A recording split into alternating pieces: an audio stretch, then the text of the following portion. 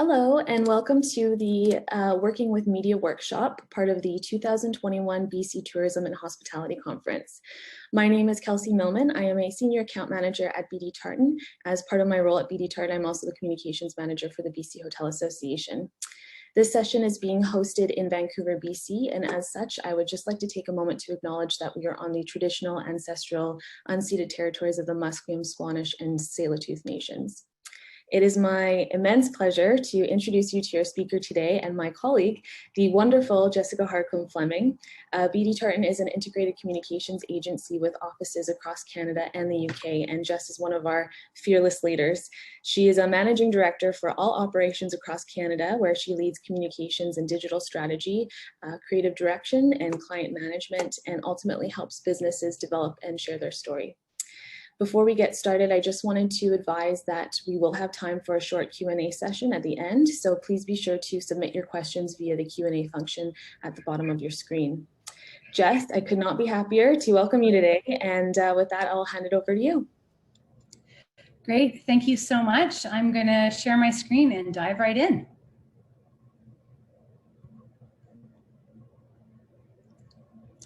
Okay, hopefully you can see the presentation. I'm going to continue and optimistically hope that you can, in fact. So thank you so much for being here today and listening. We're going to start by talking a little bit about the power of storytelling. The ultimate goal today is to give you a bit of an introduction into how to work with the media, understanding that we have people from all across the province here today, from hoteliers to tourism operators to restaurants, etc. I really want to provide you with that baseline foundational knowledge. Some of you may have worked with journalists before, you may have hosted influencers. Traditionally, we take the content from this presentation and we lay it out over the course of a full day with some deeper dives into strategy, into tactics, to really maximize the power of earned media. So ultimately, this is a complement to what you may already be doing in your marketing, in your sales, and your communications programs. So we're going to start with the introduction. We're going to go into the foundation of storytelling and talk a little bit about the basics. Then we're going to shift on to Media Relations 101. So understanding who the media are and how best to work with them. And we're going to wrap up at the end with some tangible takeaways for how you can best work with the media and provide them with the information they need to help them get your stories out into the world. So key takeaways. I thought this was a great place to start. If you're taking notes, if you'd like a copy of the presentation after the fact, I'm more than happy to share when we're all wrapped up. So the power of collaboration and how you can leverage relationships within the industry to help get the word out beyond your own walls. Who the media are. A little bit about what PR is and how it can really benefit you as an organization. How the media work, so what the processes they go through, to get their job done on a day-to-day basis. And then next, how to be prepared. Really how to make sure that you've got all of your ducks in a row when you have an opportunity to get in front of media or influencers. Next, it's going to be how to integrate your story into the narrative. And finally, how to host and really win the earned media game. So at the end of this, I look forward to the Q&A and learning what you have taken away from today. So first off, working together.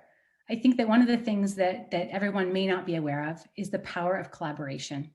We have this amazing machine with Destination BC, with various regional DMO and city DMO partners, with various hospitality organizations across the province that can all work to help you get the word out beyond your four walls. Think of it like an amplification concept.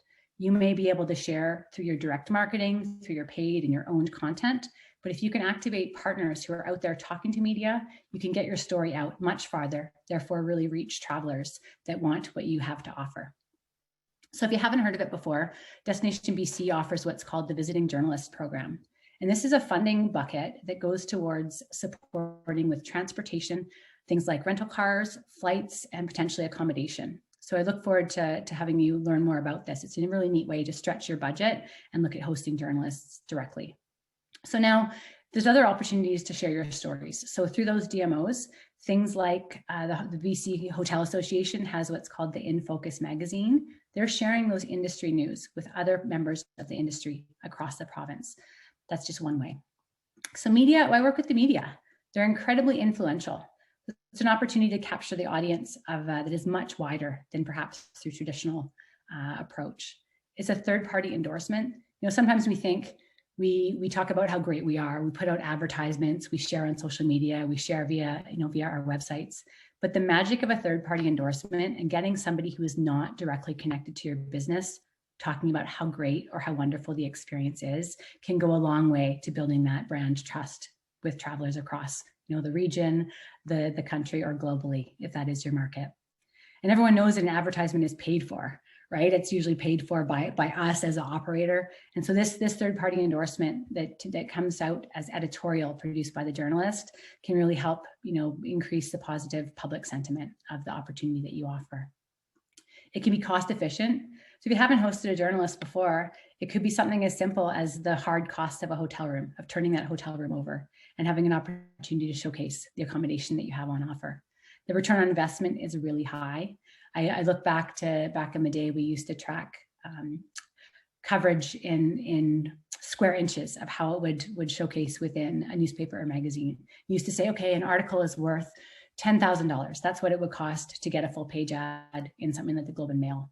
But the power of that third-party endorsement cannot be said enough, and really a chance to host a journalist and have that micro, small, hard cost up front can go a long way to, again, furthering that trust in your travelers. Having an earned media program is a really wonderful complement to your sales and marketing initiatives, and also helps build relationships with the media. If you create the friends and a long-term relationship with the journalists, chances are high they're going to come back to you and they're going to say, hey, I'm working on a story, that's involving traveling up to northern British Columbia. I know you did a really great job sharing your hiking story with us last summer. Would you like to comment on this story? So having that two-way relationship can really help further getting your word out beyond. And then lastly, is exceptional return on investment. So again, back to that really small cost of hosting can really result in some great outcomes for you. Now, next, this is kind of, the starting point. So who are the media? I think back in the day, we talked about traditional journalism, and it was just straight up broadcast, print publications, and now it has become really everyone. With the rise of citizen journalism, everybody, there's many examples out there of citizen journalism. Somebody with an iPhone and a great video has the ability to break a story. So I've just showcased here for you some of the main buckets of who the media are to give you a bit of a sense. So again, industry publications and travel trade is something that is traditionally not as included, but I would think that especially within British Columbia, it's a really great opportunity. Publications like Travel Weekly, like Food Service and Hospitality, Western Hotelier, those are all publications that thrive on sharing the news of what you are doing within the province. And then from a public facing perspective, obviously depending whether your market is regional, is provincial, is farther afield or global, activating opportunities through radio, through broadcasts, so TV stations with visual sharing, blogs, freelance writers. And in my experience of doing this for the better part of 2 decades, freelance writers are your ace in the hole. You create a great relationship with them. They're the gift that keeps on giving. So often we work with a freelance writer for one specific story, and then that freelance writer touches on many other publications. And if you become that great person for them that provides them what they need when they need it in a really full quality basis, they will continue to use you as a source for future stories. I'm not going to dig very deeply into influencer marketing and content creators, but we all know the power of influence that we've seen, whether it's Instagram, whether that is YouTube, whether it's TikTok, and the ability to really move the needle to not only get the word out, but to share in-depth experiences with various audiences. So ultimately, why should we work with travel media? What is the benefit here? Well, one story to the right audience can introduce you to the people who want what you have to offer. But a journalist can't share your story if they don't know you exist, if they don't know what that experience is. So people may sometimes even feel that they know about you after they've read stories. I've seen images or videos of that experience. Then when they come to your door, they've already got that sort of love and affection for you, and it can only build from there. Okay, so this is one of my favorite quotes, and it really hits home in how we shall share stories. So I've learned that people will forget what you said. They may forget what you did, but they'll never forget how you made them feel. And this Maya Angelou quote, it hits me because, again, that emotive nature of connecting to your emotions and really how you feel is things that will sit with us for years to come. And from a basic storytelling, what makes for a great story? One of our goals here is to focus on how we can package and present stories in a way that meets the needs of your audience. And I don't want to sound harsh, but it's not about you. It's really about the needs of the journalists and ultimately the end audience that's going to be consuming that content. Being a storyteller, you may recall a time in your youth when you were young, listening to an elder, listening to a grandparent, those sort of engaging stories of characters and authentic, vivid descriptions have really gone a long way. So when you have an opportunity to be in front of media, it's being that storyteller. Put that storyteller hat on and really embrace you are part of this operation. You may be the entrepreneur that started it. You may be an employee that's forward facing, but you're ultimately there because you love what you do and you love the opportunity to be a part of the experience that's offered to travelers. So really embracing that and sharing it verbally. Knowing your audience and theirs. I had an experience a number of years back where we were working with a travel journalist, and it was for a family-based story. And one of my colleagues said, you should really try to place that motorcycle trail story. That's a great road. You know, the trail up here for motorcycles is amazing. And I said, give a minute here, take a pause. Would families come on motorcycles? And she's like, oh, no, I guess you wouldn't necessarily put children on the back of motorcycles. So it's really being sure that the audience of the end publication that is going to be consuming that content aligns with the story you want to tell. That's going to really help further the story. Being prepared, we're going to dig a little bit deeper into how you can best be prepared to collaborate with the media as the presentation continues. And the last thing here is just building relationships for the long haul. I mentioned it earlier in the presentation, but the ability to create that one-on-one relationship. You know, I have journalists now that I can call up and say, hey, you know, how are your kids? How are your dogs? Haven't talked to you in a couple of months. How are you managing through this pandemic? And then they know that when I'm coming to them with a good story. I've created that trust and that relationship. So I'm not going to be just calling them and you know, selling them a story that's perhaps not going to be a fit for what they write. Last couple of points here around what makes a great story is relevance and timeliness. And we will dig into some top 12 ways to get you thinking around how to find stories within your organization. And the last one is context. So now, how to work with the media. So what makes a story relevant? It's timeliness, it's sticky, it's something that kind of catches your attention and intrigue. Sensational or newsy. So again, we'll get a bit deeper into this of how it may tie in with current trends or things happening in the news. Emotive. So really attaching to those emotions and really appealing to that side of individuals. And then including characters. Again, those character-driven stories where you have somebody incredible within your organization, whether it's, you know, it could be somebody as perhaps underexposed as a housekeeper that may not get play, but they've been with the organization for 20 years and they have stories for days. They could tell you ghost stories, right, that a frontline staff member might not have. So how do you place that person in front of the media to help be your advocate and share the story for what you have to offer? Now, here comes the fun part. What do you want media to cover? And how do you make it easy for them to do so? So we always start by saying, you know, what makes this news? I have this old manager years ago that used to ask us to write press releases for every little thing. And we used to joke around and call them no news releases because we would go through the motions of creating the press effort and nothing would ever amount from it. So it really reminds us that taking a look at what makes this news. So if you have a strong answer for this, you've got a story, you've got a pitch. If you don't, you've got great content that could be a fit for a blog post or perhaps even a future social media post. And if you're asking different types of media to cover your story, is there a strong visual opportunity? Is there a beautiful vantage point that showcases your property or your experience? Or is there a best time of day to have them attend? You know, where is the sun hitting just right so you're getting that golden light? Or when is the best time to come and see the garden in all of its glory? This should really be more about how you can showcase your experience in the best possible light. And furthermore, who's the best spokesperson for the story? We talked about the housekeeper. You know, maybe it's a gardener. Maybe it is your general manager. Maybe it's a founder. Who's the best person that can be in front of the journalists to help share the story that is going to land? Now, a well-packaged story has 3 elements. It's the interesting or relevant idea. It can be summarized in 1 to 2 sentences and is again aligning with the media outlet and our audience demographic.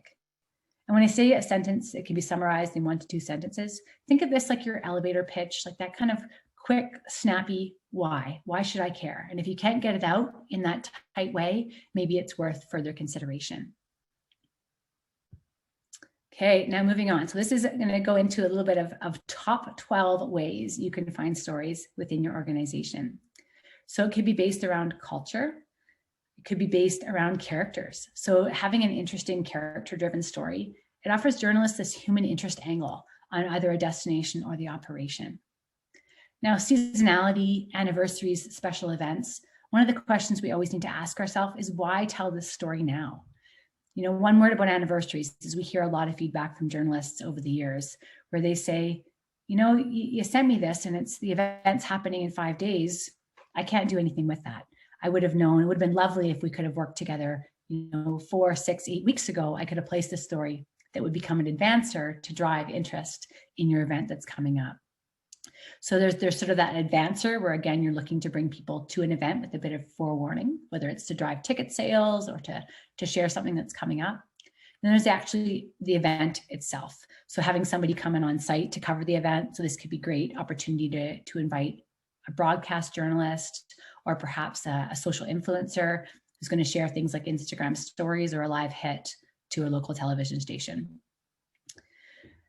And then again, just with regards to any sort of seasonality, anniversaries, major special events, some print publications, they're starting to write content 6 months ahead of time. So if you know you're doing, say, a grand opening launch in July of 2021, well, really back in December would have been a great time to start getting that story out. So if right now you're starting to plan for events or launches or big announcements coming for, say, next fall, now is the perfect time to get your thinking cap on and start to figure out how you can use the power of earned media to help get the word out. Now, next here is an experiential learning or hands-on activity. There's an example that I did a number of years ago, trying to get some press coverage for a local chocolate shop. And there was 2 ways I could have gone about it. I could have just sent a press release out with a chocolate bar, or a chocolate, piece of chocolate, what have you, and said, here you go. Can you write a story about the amazing chocolate this shop offers? The alternative was that we hosted 6 journalists behind the scenes at the chocolate shop.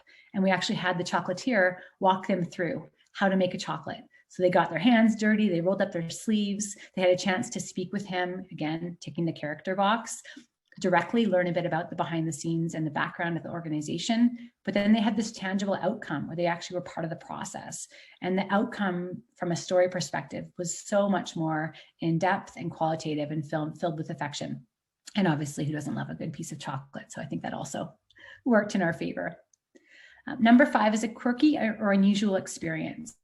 Something you can't do anywhere else. So are you the only operator offering this? Is it something special? Is it a menu item that perhaps you're pioneering, an ingredient? Is there something new in your building that has come to play that maybe that building has never been used, that building style has never been used in any other place?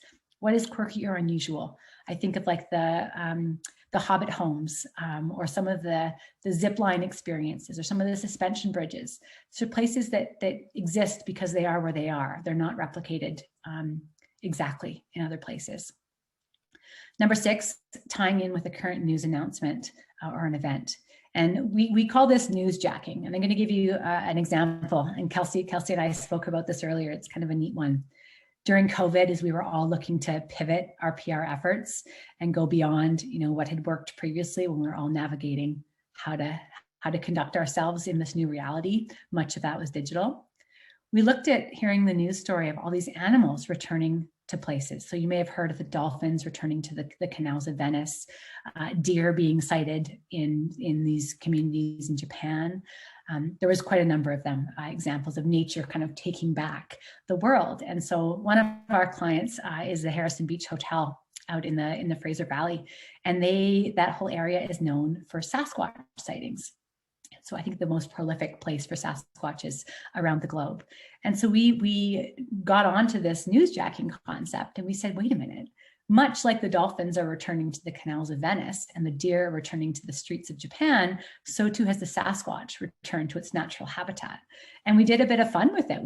The general manager had a Sasquatch costume that she dressed up, and we created all of this content, both on social media and on blogs, that started to integrate the Sasquatch as experiencing the hotel when nobody else was around, dancing around social distancing and demonstrating what great looked like. And we got some incredible pickup in publications all across North America. So it was just a great example of how we captured the opportunity to share something that was special to the hotel, but that really we're glomming onto the backs of a story that's already made the news. Number 7 is tying in with the current trend. So really you could pick anything. It could be a culinary trend. It could be a health and fitness trend, keeping your eye on what the trends that are making the news. And if there's something that you can touch on in your operation that fits with that, you may have the makings of a great story. Tying in with a theme or trail. One of the places that I love is in central BC, all the waterfalls in the Caribou-Chilcotin Coast region, and being able to tie in the story of connecting into a regional trail or theme. The BC Ale Trail is another wonderful one, near and dear to our heart. But being able to say, wait a minute, the BC Ale Trail is getting great coverage in and of himself for beer and craft breweries around British Columbia. How can I tie in with that? Maybe my operation has a craft beer list, or we can offer in-room craft beer for those that are coming, specifically connecting back to a sense of place. I'm taking people behind the scenes. So I mentioned this a little bit with the chocolatier example. The caveat to this, why I've got this asterisk here, is because it's really important that if you are taking people behind the scenes and you're offering them a more in-depth experience than the traveler or visitor may have from a consumer conversion opportunity, I think it's really important to preface that. So if you're offering, say, a behind the scenes look at a workshop that the public may not be allowed to come into, just making sure that that is being staged to show the behind the scenes of what gets to this outcome. So if you're taking people, say, into the kitchen and you're teaching them how to cook a menu item with the chef, recognizing that that is a means to share the depth of the culinary experience versus something that within the resulting article, it would say, come and hang out with the chef in the back kitchen, unless again, that is an experience that is offered by your operation. Number 10 is a celebrity connection. I'm sure you've all seen, the crowds of people that go through various areas of the province when there's like, oh, a film was filmed here, I'm going to go. And, in Alberta, I know that when a river runs through it, this is dating myself, the place that Brad Pitt and, Kevin Costner had been, it was a random hill and a creek, and it attracted so much visitation because it was the place that Brad Pitt had thrown his fly rod into the creek. So any sort of opportunity for celebrity connection can really help as far as shining the spotlight on where you are and what you do. The oldest, the biggest, the smallest, and the first. So again, traditionally, we tend to move away from superlatives, but I think if there is an opportunity for you to share any of these aspects, it's just being very hyper aware of the why and who your audience is and what other proof points you're offering. So maybe there's a place in central Alberta that's a really small church, and you could just say, hey, it's the smallest church in Alberta. It's not really a story. It's not really very engaging. But if you say it's the smallest church in Alberta where you can get married, and you like there's I think there's 5 or 6 pews in there, but you could host 300 people, 10 people at a time. So again, having that kind of fun and engaging hook that tells it in a bit of a different way. And the last point here is just promoting your publicity and your awards. So if you get a great award for housekeeping, or you get a great award for a campaign that you've offered, or you have a new building that's been developed and you're getting an architectural award, those are all great ways to have that newsworthy timeliness and get the word out. And again, going back to who the key publications are.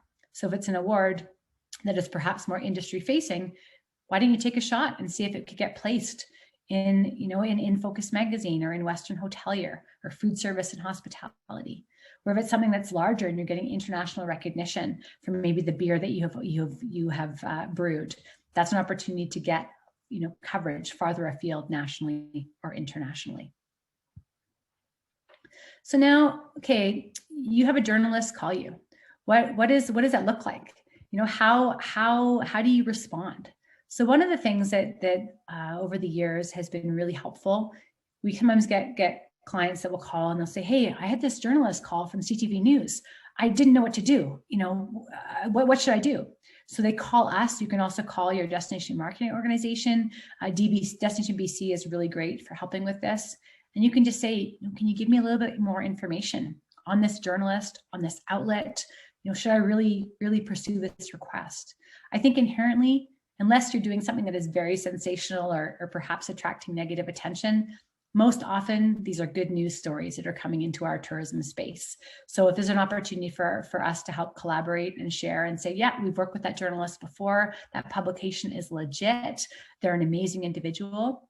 Conversely, if it's an influencer, I imagine many of you get influencer requests with people saying, hey, can I come and stay at the hotel for free? I'll post, an image or two on my Instagram. And it may be time when you think, well, is this worth my energy? Is this worth the cost? Is it worth the person power to host? And you can always reach out. Destination BC has a person on their team there that focuses specifically on influencer relations, and they can advise and say, yeah, look at this, this, and this. Is it a fit for you? Is it a fit for the aesthetic? Is it a fit for the audience you want to reach? And then you have the opportunity to determine whether you should or should not engage. When we get newsworthy requests coming into our door, it's really important to ask what their deadline is. I don't know how many times I've heard from journalists that, yeah, I reached out and I left a message and I said, I'm doing a story for CTV News. It's going to be on the news this week, and then I won't get a call back. And then the opportunity is lost, right? You could have had an opportunity to place your operation in the line of sight within that article. And again, as we referenced earlier, the power of the relationships. So connecting and supporting what they need can really help for future contact and follow-up. When you get asked questions, I know that with a lot of the travel restrictions facing us both in BC and across the country here, there's a lot of trend stories that are happening. And we get media alerts on a daily basis of journalists looking, do you have an expert we can interview on behalf of a resort or a hotel that may have seen a shift in their operations due to COVID? Or any operations that are perhaps offering long stay accommodation that we can flip into a larger national story. So if you do have those calls, be available for interviews. And if you're not comfortable, be okay saying no, or consider who else in the organization might be best suited to take on that chance. And really finding out what information the journalist needs for you. They're used to it. If you say, hey, what is your deadline? What do you need? What can I provide for you? Is it going to be a Zoom interview? Is a telephone interview okay? Are you recording this? All of that are perfectly acceptable questions to ask. And really, your goal is to make the experience as seamless as possible to help them do their job well. Now, I'm going to talk a little bit about DMO-led media visits. So media may come to you in a variety of ways, but as an operator, one of the really neat ways you can leverage the power of media relations is to make sure that your local DMO or the provincial DMO is aware that you exist. They know what your stories are. So it's important that you share your news, your story ideas, any announcements on an ongoing basis. You may have heard of media shows such as Go Media, IMM, International Media Marketplace. This year it was virtual in New York. Canada Media Marketplace used to happen in the US as well. But these shows are attended by your destination marketing organizations as well as some operators. And it's an opportunity, again, for you, which may not be able to afford or have the person power in-house to do proactive media relations, but to leverage the teams that want to know the stories that you have to offer. So the second thing for this is if you have great imagery that's high quality, and we'll get into assets as we get farther throughout the presentation here. But trusting that if you are given a request from Destination BC, from Tourism Bank for Ireland, BC Hotel Association, trust that the media have been well vetted. We're not going to bring forward to you people who are not going to be worthy, that haven't qualified. So they essentially will have a confirmed assignment, and making sure that when those requests come through, you support them to the best of your ability. The opportunity is really to get in front of the media and make it work to the best of your ability. Okay, so media visits. So really, how can you best support media visits? So one of the ways is really to plan the visit accordingly. Some journalists may visit your operation or destination, and if they're a travel writer with whom you're not familiar, there's several ways you can find out more information about them. As you mentioned, you can contact the DMO. You can just straight up Google them, right? Look them up on social media, see what they're all about. And then again, as far as being prepared, it's finding a little bit more out about them. If you can, most people that are active on social media tend to share considerable information about themselves that is quite easily accessible. So really, when we're looking to host, it's confirming when that journalist is going to arrive and ensuring you're ready. knowing your product and personalizing their visit. So an example here could be a positive or a negative. I'm gonna have two examples for you. So many years ago, Heather Greenwood Davis, a very prolific Tier 1 writer based in Toronto, came to a destination that I was working with. And one of the experience we offered her was a horseback riding trip. And so she went out there, she had her family, she had her sons, she had her husband, and they went out horseback riding. And within minutes, her son started to experience an allergic reaction to the horses. And so it's a bit of a colorful story that we look back on 10 years ago and have a bit of a giggle about. But the whole entire trip was capsized because of his allergy to horses. They ended up in the hospital, and it was just an absolute disaster. So one of the big learnings that I took away from that, and that may be a bad example because he didn't know he was allergic to horses, but to check if any journalists have allergies, have dietary requirements. One of the most awkward experiences is to go and serve up a prime rib dinner and then to find out after the fact that the journalist is vegetarian or vegan. So how can you really be prepared to personalize their visit and make sure it's everything it needs to be? Another point here is getting in front of the media. Sometimes as a hotel or a restaurant, we think, okay, yeah, we're going to host, we're going to set them up with a reservation, we're going to have them check in at the front desk, they're going to go to their room, they're going to do their thing, and they're going to move on down the road. Every single time you have a journalist coming to your operation, I implore you to take 5, 10, 15 minutes and get in front of them. It could just be so much as being there upon arrival and shaking their hand or bumping their elbow, as it may be for COVID. It could be taking them for a cup of coffee or hosting them for a meal. But this allows you not only to create that personal connection with the journalist, but really to be able to share the in-depth story and answer any questions they may have. And back to the point earlier around spokespeople, being sure that whoever it is from your organization, the representative, is best prepared and is the best person to have that direct contact. The next thing here is finding out the journalist's area of interest. So often when we're hosting journalists and working with our clients in the tourism space, we put together what's called a media resume.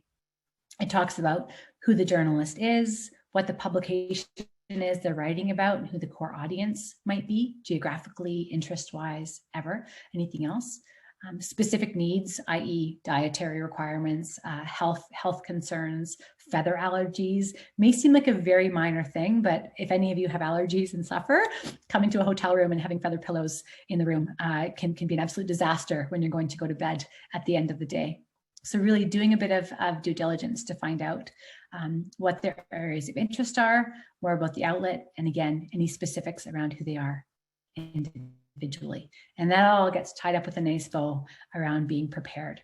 So as we delve a bit deep into the last section of the presentation here, just having your media materials prepared and being able to support them as needed.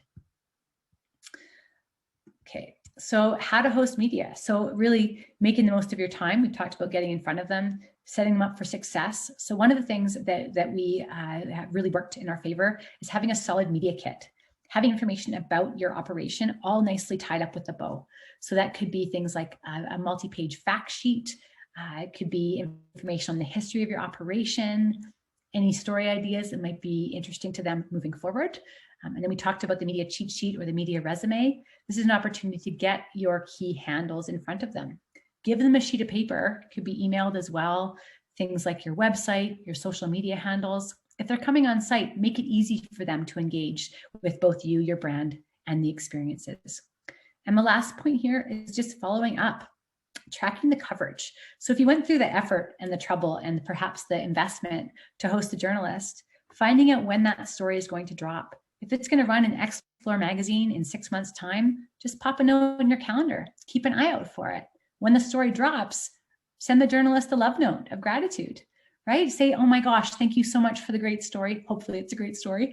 Ultimately, they're working in your best interest, but send them that note of gratitude, and it's really going to work wonders for the future of your collaboration. We're getting close to being done. So now moving on for what you need to know. We talked a little bit about the idea of the media kit, but it's really supporting materials. So this information could be housed essentially on a file folder on the back of your communications person's computer. It could be posted on a website, but everything from your recent news releases, the history, Bios of your key team members can be highly effective to kind of show, context. Outlining what your products, services, events, and or attractions are in-house, and then having high quality content to back it up. So photo and video can go a long way to really helping get your story out there to the journalist. Now, this is just a couple of quick points here on what high quality content looks like. I don't know how many times in my career that we've asked for image or video content, and I get this 72 DPI web resolution image that's grainy, and the journalist is looking for an image that has to run in the magazine. So really, when you're looking at creating fresh content moving forward, it's important that you use high resolution imagery and have those high resolution, full resolution JPEGs, if you will, on hand and on file and ready. Next is video and B-roll. If you have video in-house, make sure it's high resolution. Short clips can be really helpful. They can be woven together as needed within and or create that B-roll backdrop for perhaps a talking head story. The other thing, this may be something that isn't always considered, you have these beautiful hero images that you may use for marketing, for your sales collateral, for your website, same with video. If there is an opportunity to create a slightly different image that you use for media, that can go a long way as well. It means that when this actually publishes, it's going to show as editorial versus, being mistaken for marketing information. Again, back to that third-party endorsement and having a way to really share in an authentic way.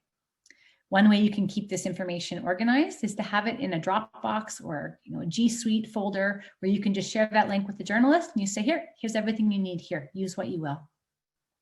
And the last thing here is just having an up-to-date website and social media channels. Having a chance to have your best foot forward. Typically, journalists are going to research you before they come, and to make sure that when they arrive, what they've read online about you is actually authentic and symptomatic of what their experience is going to be when they arrive. That, my friends, is it. So I think back to Kelsey for Q&A.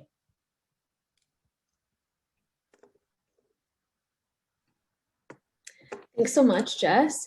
It was such a great presentation, and really appreciate you taking us through how to work with media. There's so many different aspects to to working with media, and from interviews to hosting.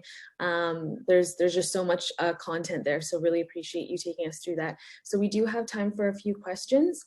So the first one I will ask is when hosting media, what are some ways that you can personalize their experience? So one of the very simple ways we can do that is by having a welcome amenity or a gift. So I'll give you an example. It's a Harrison Beach Hotel example from earlier this month. We hosted a journalist from Vancouver, and before the journalist arrived, we found out that she was actually coming, this gal was coming with 2 kids. And part of our welcome amenity is this really cute Sasquatch stuffy. Super cute. But I'm a mom. I know that if one person gets one and one person doesn't, it creates all heck, can break loose. So one of the opportunities for us to personalize was to actually have 2 Sasquatches there. So when both children arrived, they both got this really cute fuzzy animal. And what resulted was the cutest of influencer content, where now the photographs were taken of these kids with the Sasquatches in the hotel, and it created really great content for the client to use. Beyond that, again, touching on dietary, you could have a special consumable amenity if they enjoy alcohol, having a nice bottle of wine or a nice glass of port ready for them when they arrive. Again, back to the allergies. If they have a nut allergy, making sure you ask that, because again, leaving a bowl of nuts in the room could have disastrous results. So really, it comes down to personalizing the experience really for who that journalist is and what their needs are and our interests. Awesome. We have 2 questions that are kind of surrounding the same thing. So I'll just ask you them, and then we can go from there. The first is, to what degree does buying paid advertising from a media outlet enhance the quality and degree of free coverage at the same time or in the future? The second question is, what's your advice for when a pitch turns into a sales ad space? So kind of 2 questions around the sales piece. Great questions, and ones that we are faced with on a daily basis. I think for some of the larger publications, the division of church and state is quite clear. You usually would be working with a freelance journalist or an in-house editor or writer that's on the editorial side, and then the advertising side would be separate. I have found, especially of late, as media outlets have seen massive shifts and have had to centralize newsrooms and lay off staff, have seen massive decreases in advertising. There's a bit of a play now where editorial teams are having to ask those questions to really further the advertising dollar spend. So traditionally, if client X, if I as an operator have marketing budget, I'll entertain that discussion. But the power of earned media is that it's not you saying you're great. And so if the publication isn't willing to do an earned media story on whatever the subject is, they're probably not a fit for you. Right? If you're gonna invest in advertising, the other thing is you can leverage. So one of the examples I have with working with CTV, if you buy sometimes digital advertising, they'll give you earned media slots. So essentially that earned media still comes out as journalism, third-party endorsed content, but you've kind of guaranteed that it's going to run. So I think it is a chance to consider. It's really based on your budget, on what your story is, and if that publication is really what you need it to be. Half the time we'll say, you know what, we're not in a position to talk about advertising. We're coming to you with a great story. We think it's really relevant to your audience, to the subject matter that you cover. Would love to engage with you on a story. If not, thank you. And then the media kit sits in the file for when and if we want to engage in a more integrated marketing approach. Awesome. Another question here. What would you do if you received a call from a journalist surrounding a negative story? Good question. And funnily enough, Kelsey, you can attest to this. It's been a week of issues in our world with clients being faced with everything from backlash on social media to larger issues with operations, with journalists calling. So it's something that we do manage on literally a daily basis. And this week is a great example. Great, maybe not great example. But I was going to say that I think it's taking pause. It's taking a chance to ask the questions of what it is they're looking for. So don't feel obliged to answer right off the bat. I think especially if there's been something that's gone on that has been negative, or maybe that's operationally being dealt with, having a chance to take a breath and really get your ducks in a row. So when you get a call, like often we'll get, you get somebody calling, just this last week, we had a journalist calling from CBC, and he called and he said, hey, I want to do a pre-interview with the CEO of company X. Their actual live interview is going to be at 4:20 on radio. And we said, okay, give us a bit of background. What is it that you want to ask? What subjects are you going to be covering? Here's what we are willing to talk about. Here's what we're not. Can I provide you with background information to prepare you accordingly? And then can we connect you with the CEO? Then I hang up with the CBC guy and I say, hey, CEO, let me tell you what they want to talk about. Are you comfortable with this? Can we line up a call to follow up? I think that the number one takeaway is never to feel obliged to answer on the fly. It's taking, even if it's 5 minutes. Can I take your number down? Can I take your email down? I'm just going to go back and talk with our team and I'll come right back to you. Again, very, very rarely are they going to come at you wanting it right now. So having a moment to pause and go back and be prepared. Go back and consider what the key messages are you want to share, how you want to say it. One other way, if it is negative, it's preparing frequently asked questions or Q&A. So even just internally having a dialogue with your team and thinking, okay, this issue's gone down. We had an issue with a staff member who, was caught smoking, I don't know, I guess marijuana is a bad example, but smoking something on property, and now the local news channel was wanting to lambaste us as being a place of promoting drug usage. What do we do? Well, you prepare your messages. So, as us as a company, we have a very strong alcohol and drug policy. We are very proud to share that we do not condone any activity such as this.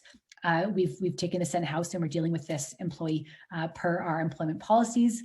Unfortunately, there's nothing else we can share at this time.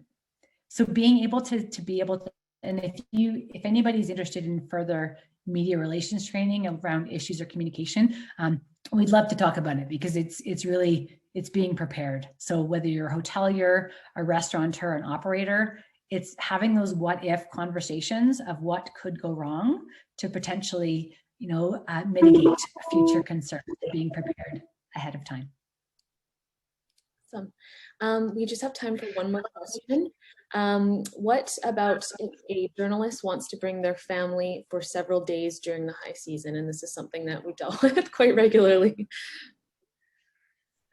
Yeah, so I think it really comes down to what the operational opportunity is. So if say, traditionally journalists, if they're worth their salt, don't ask for holiday weekends, or they know that there's, quote unquote, a blackout between June 15th and September 15th.